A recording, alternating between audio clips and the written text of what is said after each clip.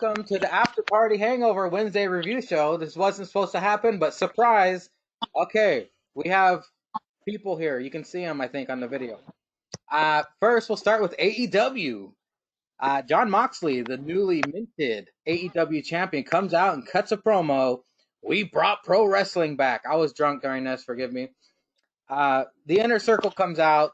The crowd sings along, of course. Jericho calls Mox a liar for being able to see with both eyes because he prepared for months to fight a one-eyed man. If Mox walks out on his own 2 feet, Jericho will take a leave of absence for 60 days because Moxley was supposed to fight who? I didn't even put it in my damn notes. Anyway. Wasn't him and Darby in a tag team match? Yes, that's right. It's Moxley and Darby versus Jericho and Sammy Guava Juice. Sammy Guava Juice. That's right. And if Moxley can walk out on his own volition, Jericho will take a leave of absence for 60 days, which seemed very predictable because Jericho's supposed to go on tour, right? So I bet you that set everybody up to think that he was going to lose, but we'll get to that later. SCU and Colt Cabana with some weird fucking entrance music takes on the Dark Order. Are you convinced yet, Jake? Are you going to join or not? Yeah, I mean, it's looking pretty good. Matt Hardy seems to be the exalted one, so if that's the case, I'm in. I'll join the Dark Order for sure. I'll even wear a GIMP mask. I was going to say, mask or no mask. Hell yeah, I'm wearing a mask. You out of your mind? I think we prefer that. Yeah, oh yeah. I don't have any on me, but I can go get one. I liked SCU. I loved SCU's triple team moves. They had great chemistry together. They've been together for 15 years, according to Tony Schiavone. Evil Uno kept sticking his tongue out, just like Bray Wyatt the Fiend through his mask. I noticed Evil Uno was doing that. I don't know if he was copying him or not, but it was creepy.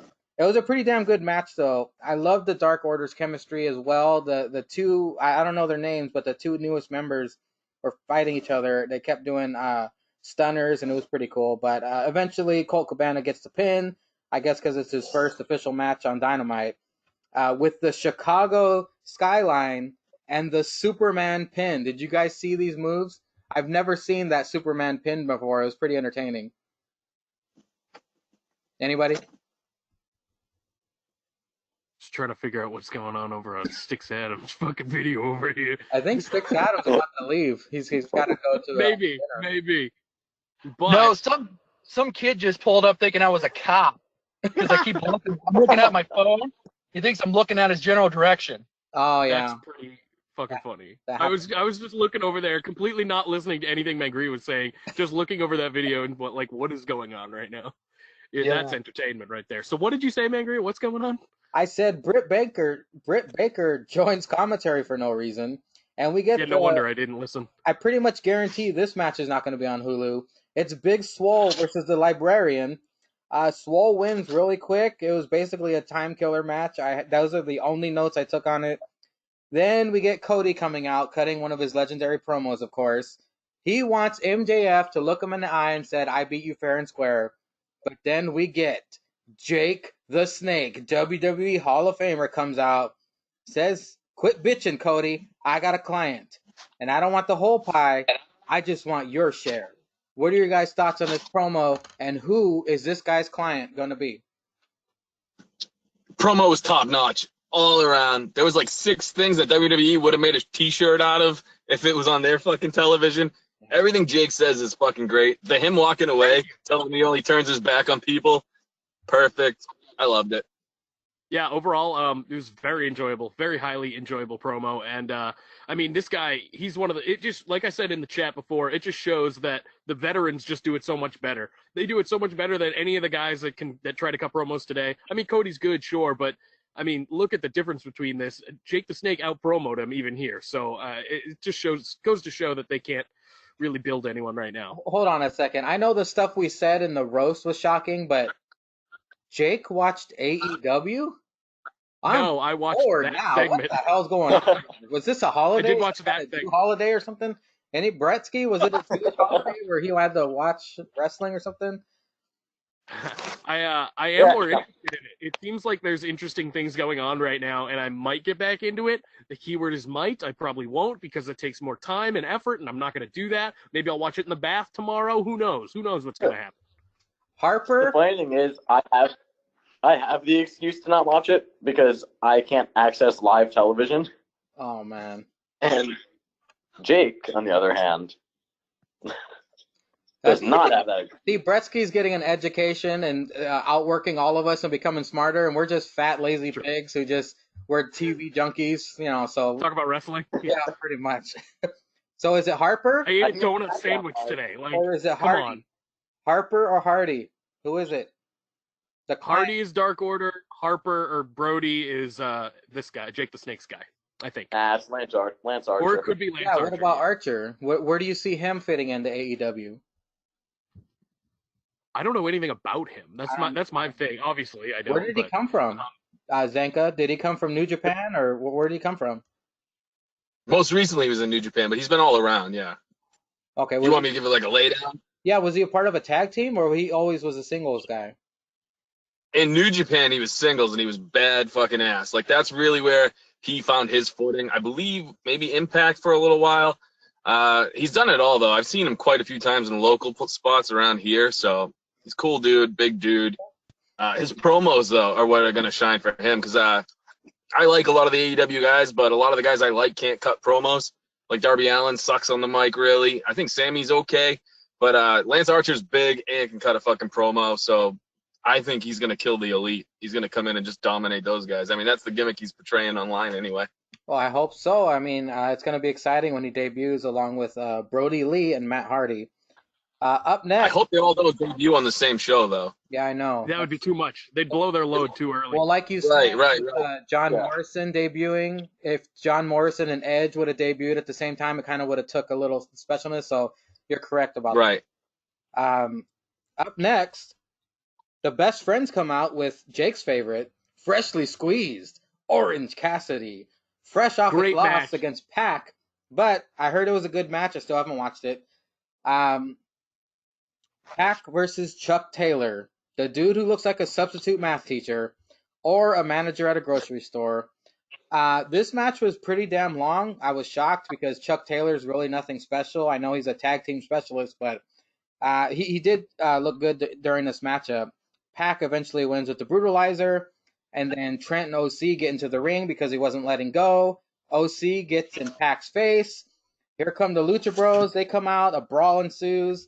And then we get the debut of the newest AEW stable. It sounds horrible in English, but it's Pac with the Lucha Bros.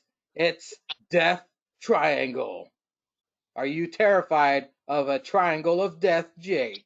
What a stupid name. What a dumb name. I'm going to start calling my dick that. My dick and balls are now the Death Triangle. Oh, what a fucking bad name. Like, I don't think they need more trios in AEW. Like, they have so fucking many. I think they're going to be developing they're going to do the 6-man tag thing eventually. But I don't mind the trios. I mind all the shitty names. Like, I didn't like Inner Circle. Their t-shirts suck. Death Triangle. What the fuck? What, they get their names out of third grade geometry? Like, what the fuck's going on here? It's so bad. It's so fucking bad. But I do have something that I want to say about Orange Cassidy, because I can't come on here and not talk about Orange Cassidy. If they ever do introduce a mid-card belt, Orange Cassidy will 100% hold that belt at some point in his career. 100%.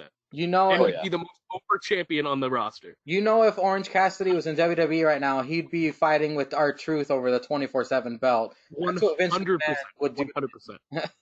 Dude, it would be the most entertaining shit in the world, though. That's true. Yeah, it would. I don't think Orange Cassidy would ever move up a level from that. You know, Vince, how if you're comedy, that's death for you. I don't think he's going to move up to AEW either, though. Jake, you're stepping all over Zenka. Go ahead, talk. I don't think he'll move up to a main title in AEW either, unless it's a mid card. You know what I mean? Maybe well, that's kind of what I'm saying. He's kind of limbo.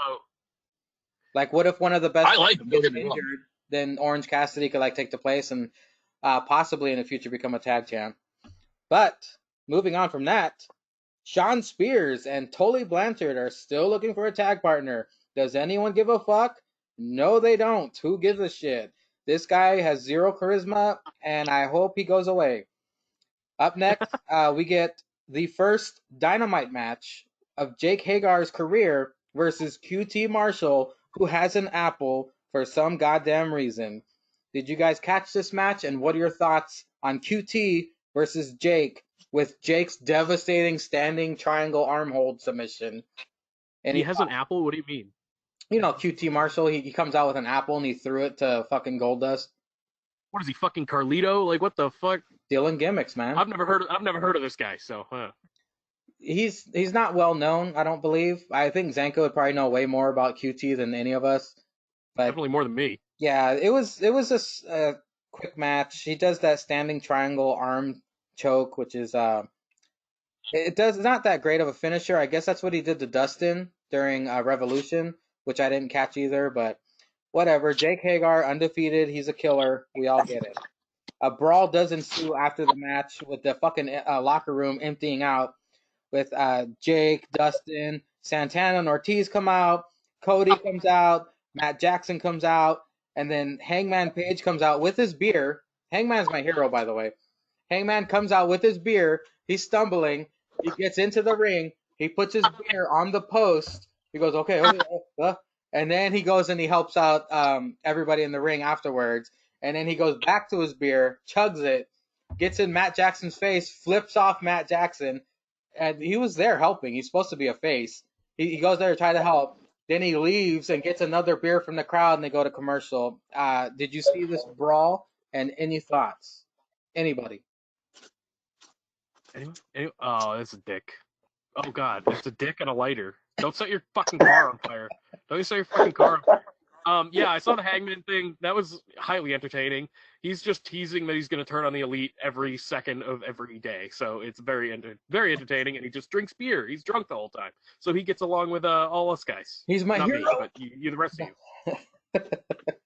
I feel like Lance Archer is going to be like the guy who comes in, like you're saying, like he's going to attack everyone on the Elite, and it's going to either be like Hangman joins the Elite again to fight the common enemy, or Hangman teams with Lance Archer as champs.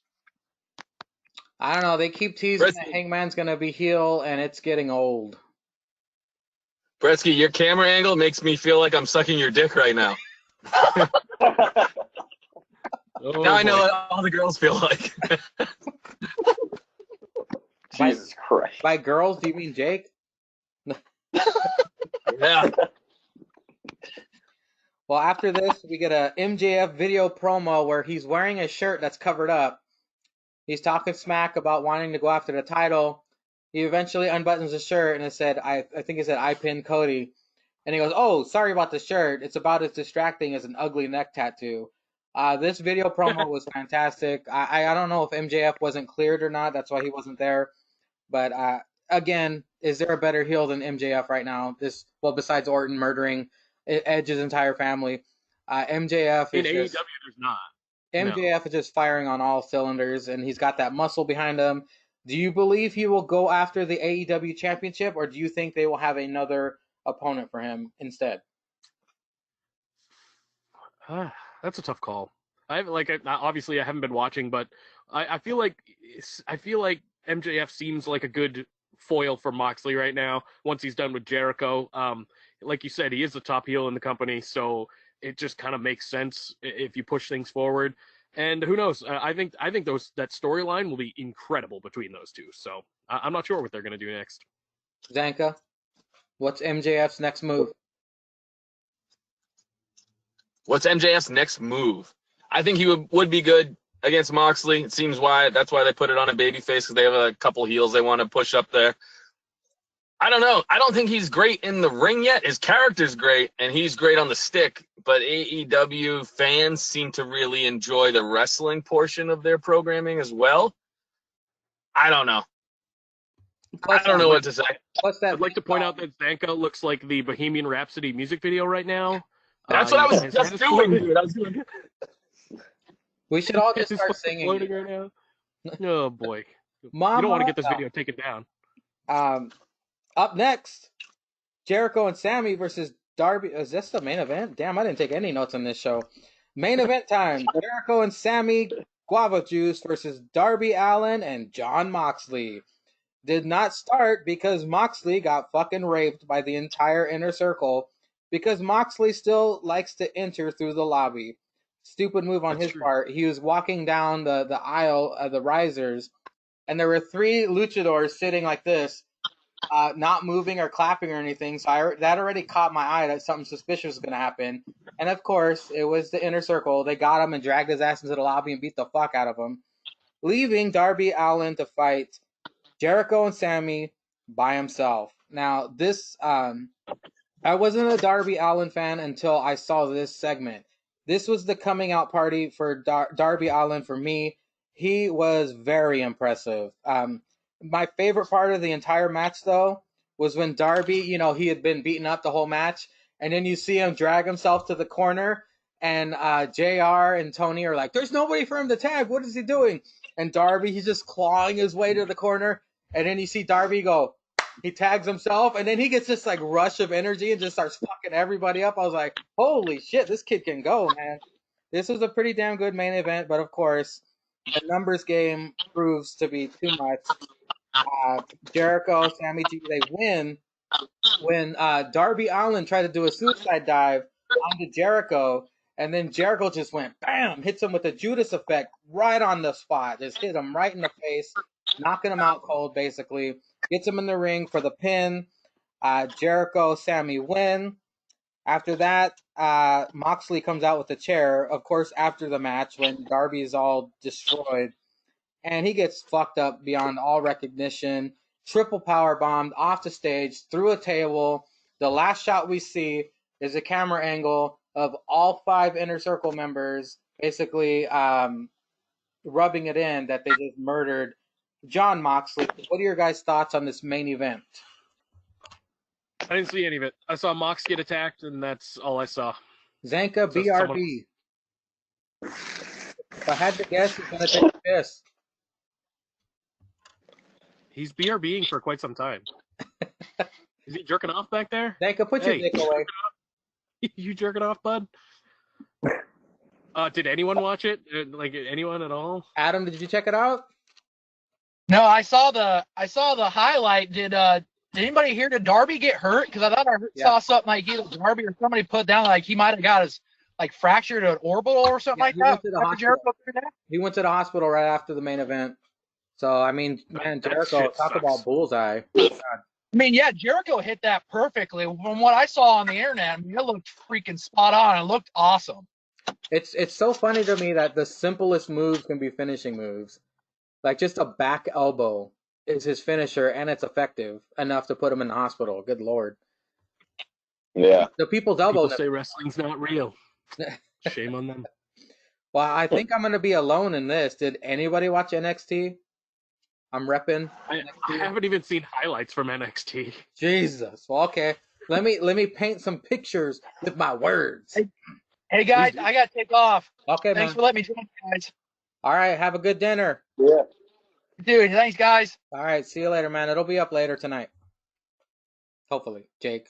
Maybe tomorrow. Probably tomorrow. Then there were 4. Okay, let's not talk about NXT. I mean, what? You can talk about NXT. Come on, Jake. You know you love NXT. I do, but I haven't seen that in like 2 months either. So, I don't know. And then Zanka, you haven't seen it either, NXT? Scaramouche over here.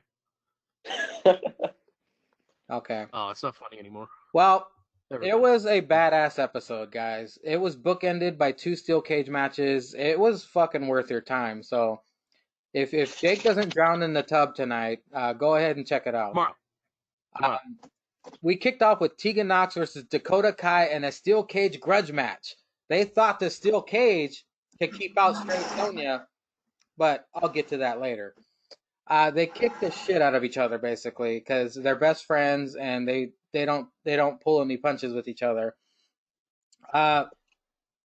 Dakota Kai has a chiropractor backstabber that is so fucking impressive because you see Carlito do it all the time where you just put your knees and then she did this like fucking flip, which ended up being a backstabber. But my God, Dakota Kai is so talented. Her being a heel right now is perfect. Tegan is a great babyface as well because of all her injuries. You feel sympathy for her, and plus her best friend stabbed her in the back. So, and this, I noticed that the NXT steel cage is different from the main roster steel cage. Picture a steel cage like in the WWE, but on the very top of the steel cage, they don't have that big it's like a big square like all around. It's like you can get on it and walk on it. Well, the NXT steel cage is just walls. So it's straight up cage walls, nothing to walk on up there besides the cage. And the corners of the steel cage are like this. They're not together. There's a gap, like a huge gap. So I thought that was pretty unique, and that will come into play later as well. So were the War Games cages different? Because I'm pretty sure those were more traditional. Those are traditional, right? Yeah. Okay. Right. But the NXT steel cage was very weird looking. But this match had a bad spot in it, a very bad spot. I think somebody needs to tell Tegan Nox to never do the chokeslam again, because they were both standing on the top rope, holding onto the cage. Tegan grabs Dakota's neck. That's it. Dakota did the rest. She jumped and hit the floor like a chokeslam. Tegan was just doing it. Tegan didn't even go like this. Tegan didn't raise her arm. Tegan just put her hand on Dakota's neck. Dakota just jumped and fell down. Oh, we lost Zenka. See, the chokeslam was so bad. We lost Zenka. He lost himself a long time ago. But other than that, the rest of the match was great. The match ended very uniquely that I've never seen before in a cage match. The door was open, and Tegan was on top of the cage trying to climb over, and Dakota was crawling towards the door. Dakota put her leg out, and Tegan got the steel cage door, and slammed it on Dakota Kai's knee, and then she screamed in pain, of course. And then Tegan was like, okay, I can get out now. And so she went down front first, and when she was going down front first, straight Sonya got the door, closed it on Tegan, so she was sandwiched in between the door and the steel cage, and she hugged the door like this. So Tegan was basically a sitting duck on the cage, and Dakota Kai eventually hobbled out of the cage and got the win. I've never seen a steel cage match end like that before, and whoever was the agent for that match did a fantastic job, because have you guys ever seen a steel cage match end with somebody sandwiched between the door and the actual steel cage? Not that I can think of. That's pretty fucking unique in my book. I just realized you were calling that random chick that's with her now straight Sonya. I don't know her name. I don't even. I could not tell you. She just looks like Sonya who likes dick. That's all I can think of. But how do you know? How do you know she likes dick? We don't know. That's true. Good question. Let me tweet her real quick. Do you like dick? No. Hey, do you like dick? Zanko, send her a dick pic. No. So after, just say you're a journalist. Stop the answer. So, by the way, Morrow, he was extremely invested in this match, like he is in every match. But as soon as Straight Sonya sandwiched Tegan and Dakota hobbled out, Morrow goes, "Son of a bitch!" Like that's the first time I ever heard him curse before. It was pretty fucking sweet. It's kind of a miracle that Mauro Ranallo doesn't pop a blood vessel like every time he is calling a match. Ever. I forgot who said it. It's like a more positive Sam. I forgot who said it, but there needs to be a camera on Morrow at all times, because remember when they showed him that one time when he was jumping up and down on the? Yeah, he's got his veins fucking popping out of his neck. I would have loved to have seen his face when he said "son of a bitch," because he was pissed. It sounded. Sorry. You know what? I can't say too much about Mauro Ranallo. He might tweet about it. I don't want to. We love you, Morrow. Don't 13 reasons yourself. Okay. Don't Jake yourself. Yeah. Don't me yourself, bud. It's a tough way to go. Up next, we get another impressive video package from Finn Balor. He's basically watching the game film on Walter and reacting to it, saying, "See ya sooner than you think." I can't do the accent I tried. "See ya sooner than you think." So I'm guessing Finn Balor is going to be showing up on NXT UK to kick him in the balls or something. But Finn Balor versus Walter should main event NXT TakeOver Portland. How excited are you for that match, or do you care at all? I think that'll be fucking phenomenal. I can tell you for sure that donut chicken sandwich is creeping up on me right now. So things might get dirty real quick. Zanka had to poop. Ah, yeah. Me too, almost. I'm almost. If I fart right now, things could go south, and I'm talking literally. Just push the mic further away. Just get the mic and put it behind the screen. No. Oh, If it happened, you gotta hear it. well, it would be audio gold, or audio That's true. brown gold. I don't know.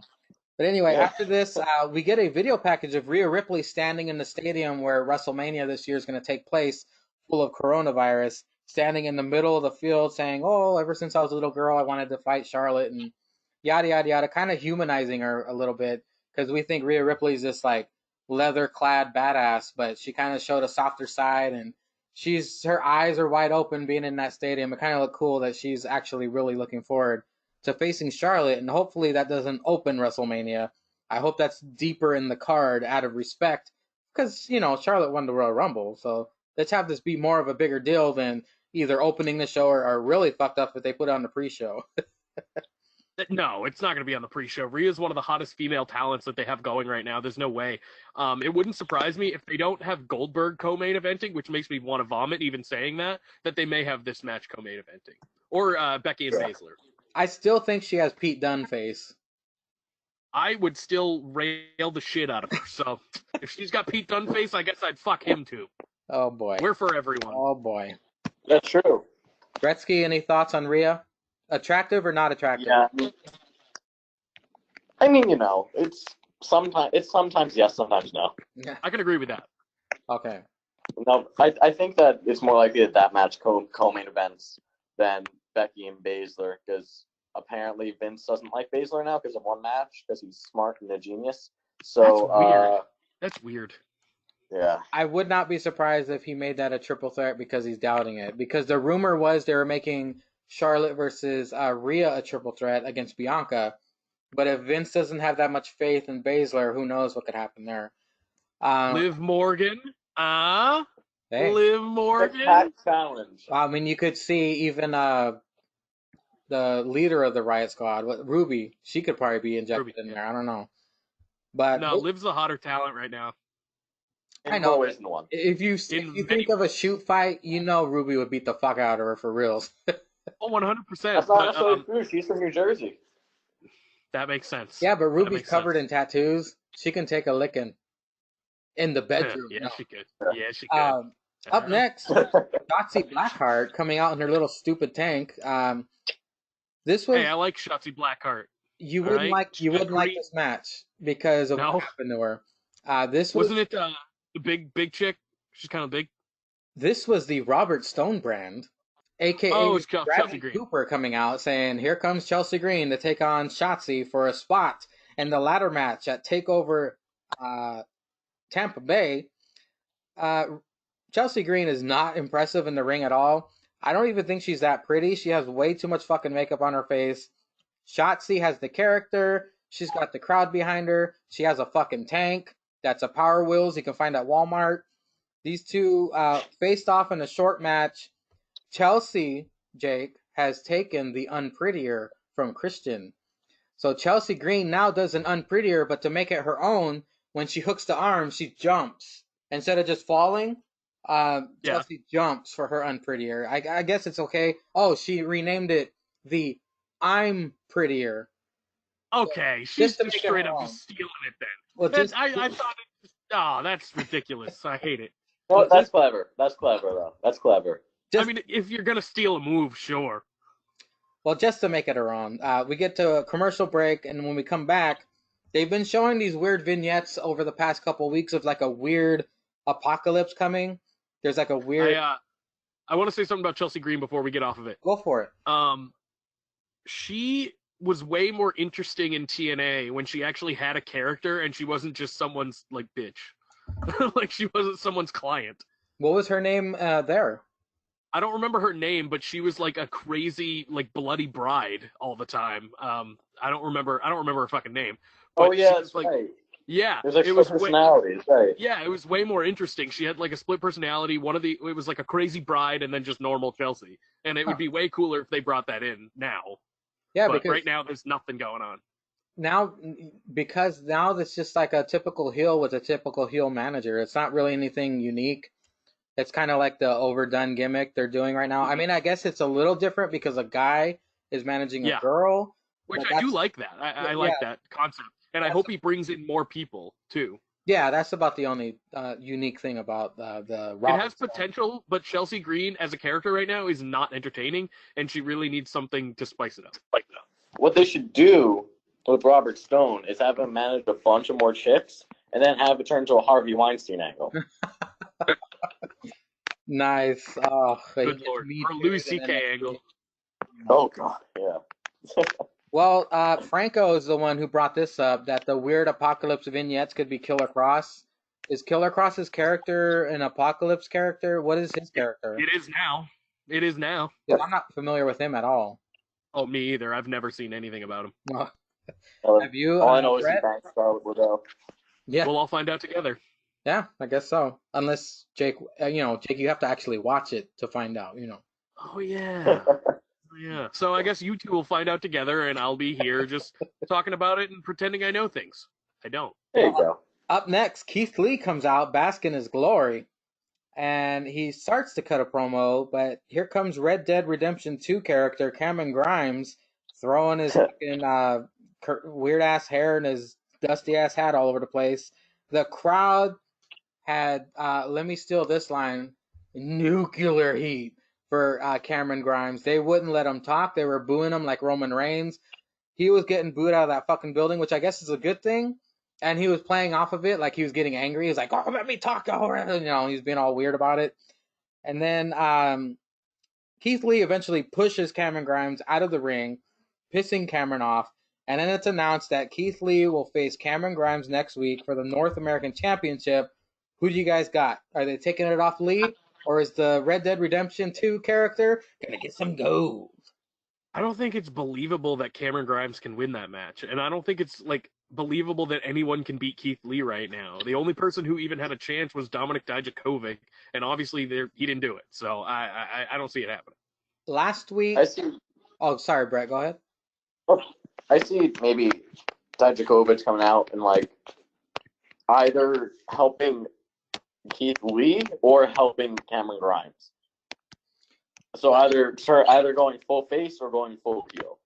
Well, last Possible. week, the reason why Cameron Grimes won a match against Dijakovic, oh my god, I said it right. Holy shit. That's the first time I ever said it right. You did it. Was because Damian Priest, Tanya Harding, Dijakovic, and then Cameron Grimes capitalized on it. So I'm guessing the Keith Lee Cameron Grimes match, there could be some shenanigans with Damian Priest coming out, either distracting Tanya Harding, Keith Lee, or who knows what's gonna happen. Maybe they'll turn into a triple threat at Takeover Tampa Bay. But that's just another layer in this story with Cameron and Keith Lee. Yeah. Damian Priest is one of my favorite on the roster right now. I think that dude's supremely talented. He can talk. They don't give him too much of an opportunity to talk much, but wait, they don't give him when what? He does, an opportunity. Okay, I was gonna say, man, you can't skip over. They don't give him. I'm out of my element right now. They don't give him that. They don't give him a chance to talk really. So I think if he's given a full-time push, he could be the next North American champion. Because he's the only one that's kind of believable character-wise. I guess maybe not physical-wise, but wrestling-wise, he could definitely do it. Well, I don't know if you know. Oh, go Brett. I'm sorry. I actually have an inkling because apparently since Vince apparently loves Keith Lee so much that they have Damian Priest beat Keith Lee at TakeOver Tampa Bay, and then Keith Lee wins the Andre the Giant Battle Royal. And then he gets pushed into obscurity. Then he gets his name etched right under Mojo. Oh, Jesus. What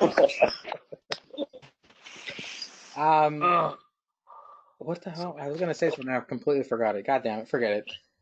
Smooth move. Up next, Austin Theory is doing a YouTube video saying how great he is outside the Performance Center. And then Swerve gets in his face and you think you good? Well, let's have a match tonight, yada, yada, yada. So that match is set up for later tonight, which is actually my favorite match of the week. We get an Undisputed Era prepping backstage because Rowdy is in the main event taking on the Velveteen Dream in a steel cage matchup. That's more on that later. Up next was the Undisputed Era versus Arnie, Lorcan, and Danny Birch. I was not looking forward to this match because you already know that Oni and Danny are going to lose because they lose every single match, but it's a good match every time, but they always lose. The match was good. It was short. The Undisputed Era wins with the high-low. Then the Undisputed Era cuts a promo about the Broserweights. Here come the Broserweights.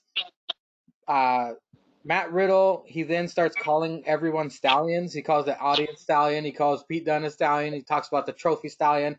But before he could get to his point, the grizzled young vets come out and attack their asses. I guess that's setting up a triple threat tag that could possibly be for Tampa Bay as well. I love the grizzled young vets. I hope they eventually get gold around their waist. They're really good and underrated, in my opinion. Are you guys familiar with the grizzled young vets? Not really, but did they ever win anything in NXT UK? They're the very first ever NXT UK Tag Team Champions. I knew I had heard the name before because I remember watching that show. So it's probably the last NXT UK show I've seen. So I remember hearing about them very vaguely, but I do think that. Actually, I don't think anything. I don't think anything about anything. I just know that Oni Lorcan is from Boston, so he's one of our guys. Really? It's weird that they stuck him in UK for a while. He doesn't seem like a UK. Well, because Danny Birch, I think, is a British fella. Yeah. So he's his tag partner, so they just sent him over there, I guess. I guess. Dijakovic is from Boston too. We got a bunch of weird people from around here. Did you know that Cena was from Boston? Of course I did. Of course. I think Dijakovic also had wrestled at one of the Boston things before he made it to the Performance Center. Probably, yeah. I mean, he's a Boston guy, so I mean, there's a ton. Zanka was talking about it on the podcast a couple weeks ago.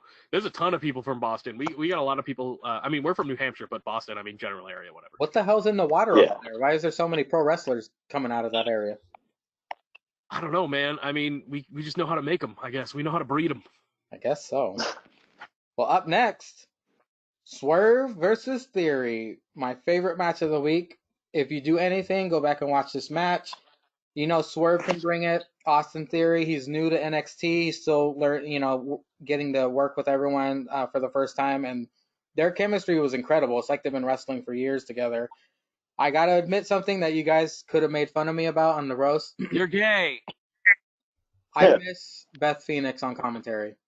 Oh, is she not because she's injured or whatever? Yeah, she's kayfabing it, but I actually do miss Beth. She does contribute some gems every now and then. I just got used to it.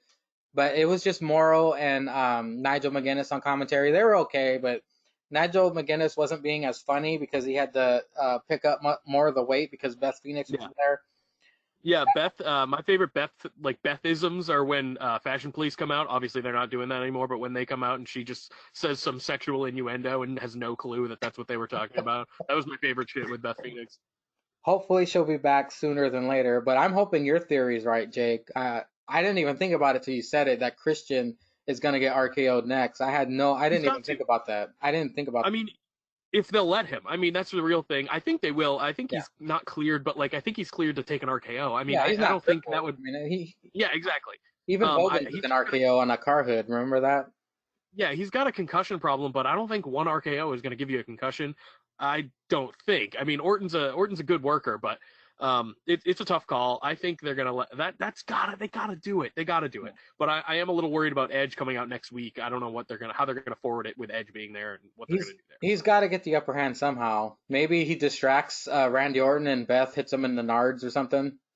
Maybe. I don't know. Or maybe this is when Christian shows up, and that'll be the surprise, because they announced Edge, so that's not surprising. But it'd be nice to actually get a surprise for once, because they announced Stone Cold for the week after that, and they announced Edge for next week. So maybe we can get Christian just randomly, but we'll see. Probably not, because they'll announce it, and I'll be like, fuck you, WWE. I think Jake will be on his laptop, and he'll just hear the Christian music, and then he'll finally start watching wrestling, like, oh yeah, Raw's on. I'd be like, oh my god, this is my favorite. I fucking love that theme music. Any theories, Brett, on what's going to happen with Edge? I don't know. All I know is that they got to somehow stretch it out for another month without it getting stale. Because as great as Orton, is in the main event seg, if you do that every week, it's not going to be as entertaining. So they got to find some kind of balance.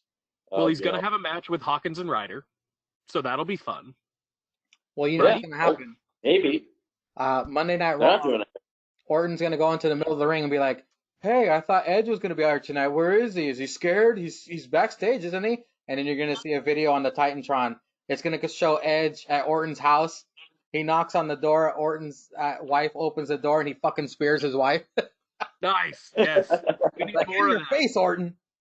We need more O Wendy. We need Here's it. his kid. Oh man, Samoa Joe, O Wendy. We Oh. need it. We need it Oh. back. You never know. They're desperate for ratings. They might pull out some stops. It's true. But I mean, like I they said- had him RKO a woman last week. Oh. This was my favorite match of the week, Swerve versus Theory. They both kicked out of each other's finishers like they always do on NXT. Swerve hit an arm breaker that made noise.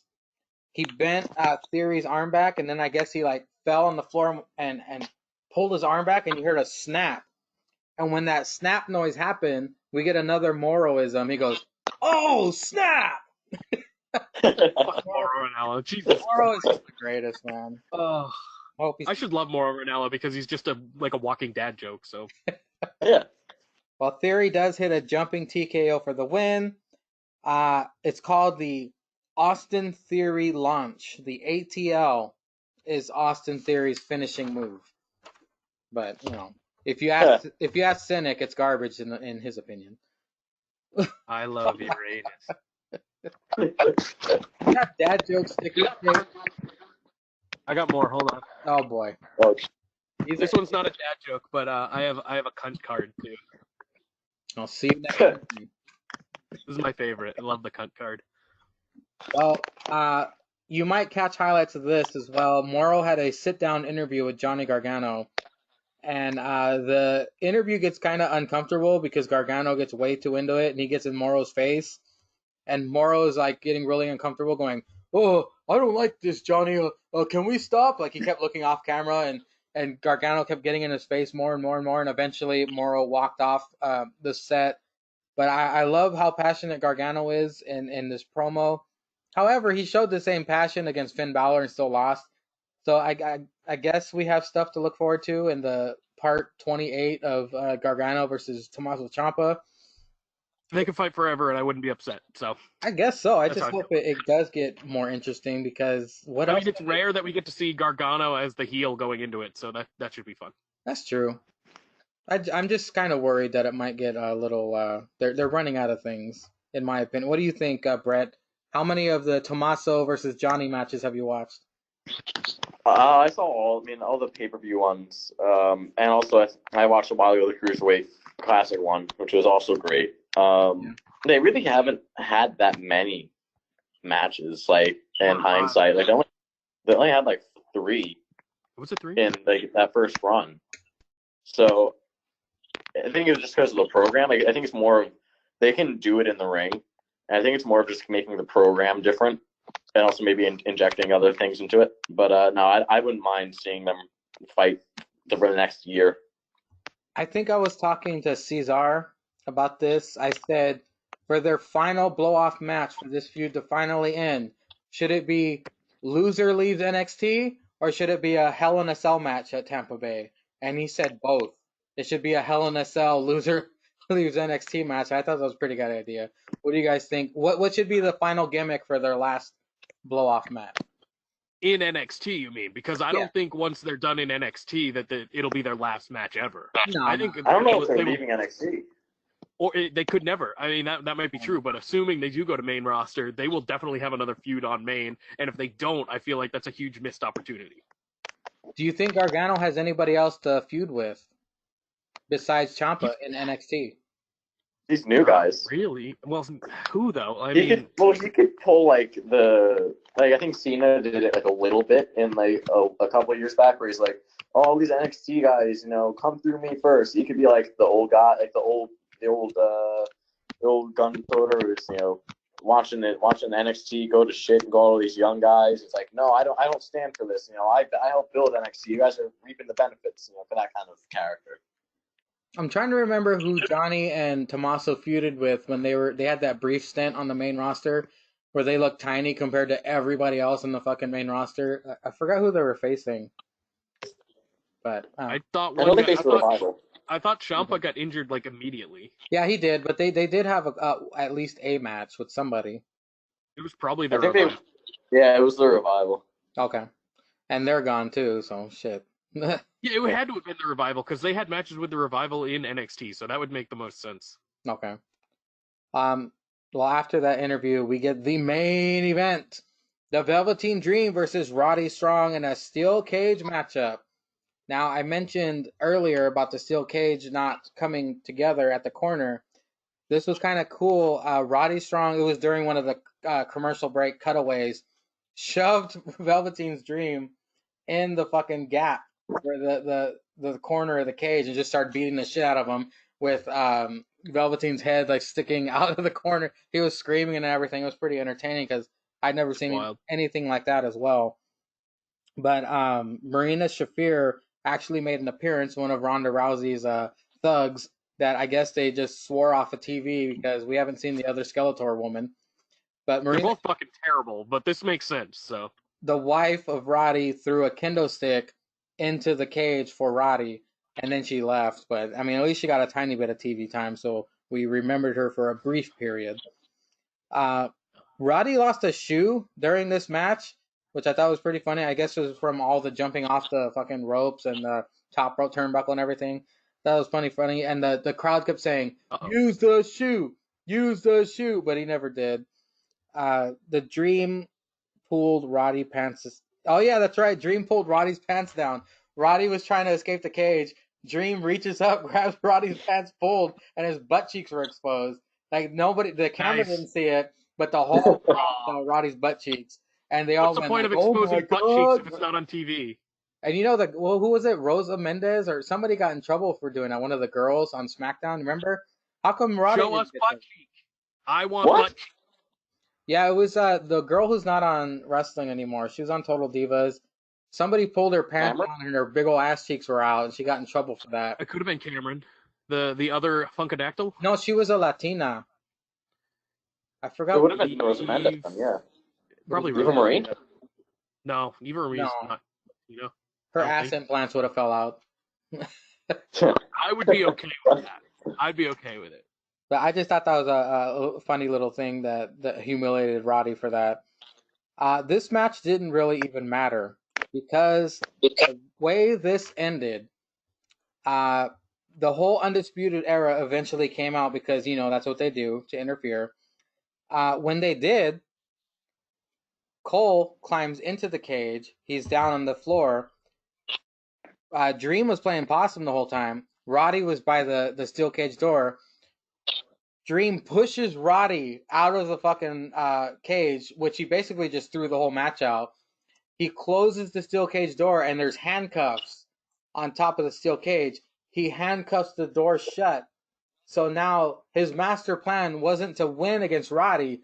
He was luring Adam Cole in because that's Velveteen's next target, the NXT champion, Adam Cole versus Velveteen Dream. So Velveteen didn't give a fuck about Rowdy. This was all to lure out the Undisputed Era.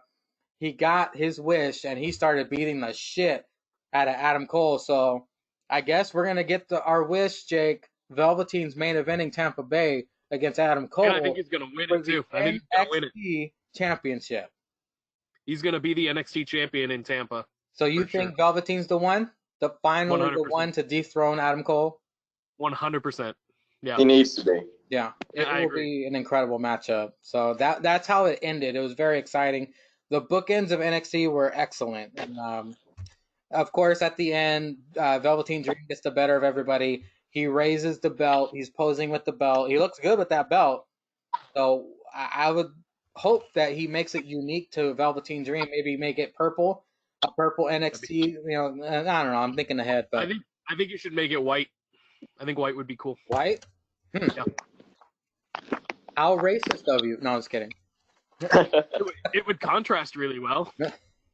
I don't know. He wears a lot of white, doesn't he? Purple? He wears a lot of purple. He wears a lot of purple too, but there's definitely been a lot of white mixed in there too. Like the Intercontinental belt would look great on him, or would have looked great. Well, the old one. I guess, but you have to actually watch NXT to have an opinion about it. So I'm just feeling it. I'm just feeling. I can have opinions. Sam I think hasn't responded, so yeah, it's a lost cause. It's the end of the show. Do you guys have anything you want to plug or mention before we stop recording? No, I mean, follow me at After Party Jake, I guess, on Instagram. That's all I got. You listen to the podcast already because you're here, so I don't have to plug that. Listen to the Dobros podcast. We got an episode coming out sometime this weekend. Maybe, I don't know, maybe later. I don't care. It has nothing to do with me, so it comes out eventually. We reviewed the KFC chicken donut sandwich, and I'm going to go evacuate my bowels because that's coming out of me. Bad times. What video game did you talk about this time? I played Rune Factory 4, and I beat that. And then I played the first Uncharted game. I don't know if you guys are familiar, but I beat that as well. I've never played them. They're super popular PlayStation franchise, and I finally beat the first one. It only took me like 9 hours, so it was a quickie. Wow. And then we did a 20th anniversary PS2 fantasy draft, which was pretty cool. So you'll have to check that out too. And Brett's like, well, I exercised and I studied for my test, and I'm going to be the future of this planet, and you guys are a bunch of fat fucks. As for me, I guess, yeah, same thing. Follow at the Great Bretsky 99. I also follow the business that I'm part of at Biba.merch. That's BEEBA .MERCH. We have a website that's going to be out hopefully this week if the kid works on it. Yeah, I mean, don't spend your shirt money on Jake's shit, at least until the middle of April, and spend it on my shit. Can you give us a brief summary of what Biba is? Go ahead. What is Biba? What? Can you give us a brief summary on what Biba is? Like, what is Biba? Yeah, so it's a Biba. Actually, it's the pronunciation of the Japanese way of saying beaver, because I go to Babson College, which is with our mascot's the beaver. Mm-hmm. So pretty much what it is that we looked at the school merch and we're like, well, you know, it's overpriced and it looks like just generic merch. Mm-hmm. So we decided to take the concepts that our school kind of promotes, which are entrepreneurship, because it's a business entrepreneurship school, and also internationalism, because we have a really massive amount of international students here. So we combined it into a shirt. We had the first design out that sold very, very well. I think we're almost out of inventory. It had different languages on it. It all said entrepreneur. They had English, Hindi, English, Turkish, Hindi, Chinese, and Arabic, because those are like some popular languages here. We have another design that's coming out very soon with a bunch of languages on it. I'm sure you'll find one that fits you. And yeah, I mean, it's only $15. Yeah, I mean, when I get the website out, I'll post it on my Instagram, the company Instagram, you know. So yeah, that's really what it is. Just kind of promoting diversity.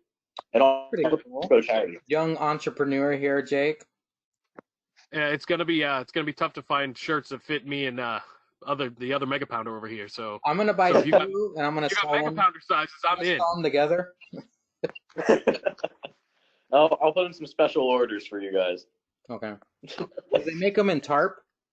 Do they make them in trash? Some Biba moo-moos. Oh yes. There we go. Oh, I'm in. Fuck yeah. I'll wear it during the next roast. We'll be roasting you.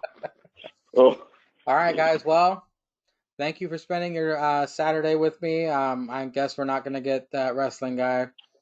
But we have the other segments of the roast. Jake, help me put them together. We'll get them out there for you guys. And until next time, all hail Lindisburg.